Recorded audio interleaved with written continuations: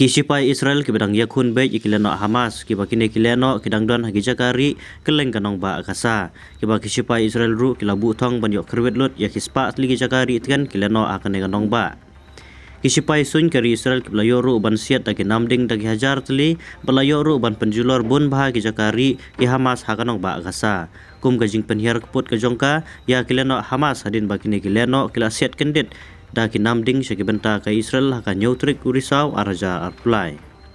Nakal yang minister ka Israel Defense ubala paru daka jing maham ka batenge ya kileno Hamas ki badang syongri hanong ba agasa daka ba uang ki dekhat ka Hamas ki dontang artli kilenti la ka bayap ne pendamno ong une Israel Defense Minister ka bakat kum ka kubur The Times of Israel.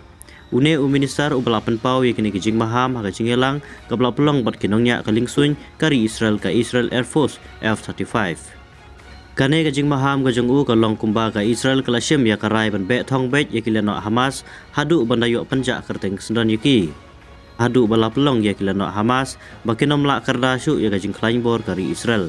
Dagi spa angut kila kulon haki suloi berkibom jong kari Israel. Balada ka Hamas kamla sisa ban pendem imat kan syak sarlut naphang namar gajing klain pelat ka Israel kaba omlong ban yunu jor yeru bat kini kilano Hamas kari Palestine. Ha kane gajing yakun thma apdeng ka Israel bat kilano Hamas laong ba ki balayap la poi sawaja arspa ngut tam ha Palestine. Kat balai hajar ngut tam ki balayap ha Israel kun kentup news pa san pungut tam ki khana tang ha kini kisposngi gajing yakun hapdeng jongki. Shushu ki kubor ki layathu ru ba menta kasngi u Presiden ka United States of America Joe Biden ulayo banyu kejat ha Israel ha kasin ka bandingkong. Barbanya kendu markhmat bat umetri rang badu kari Israel u Benjamin Netanyahu banya kren halor shibun ki belajar ha katma habring kari Israel bat kilano Hamas kari Palestine.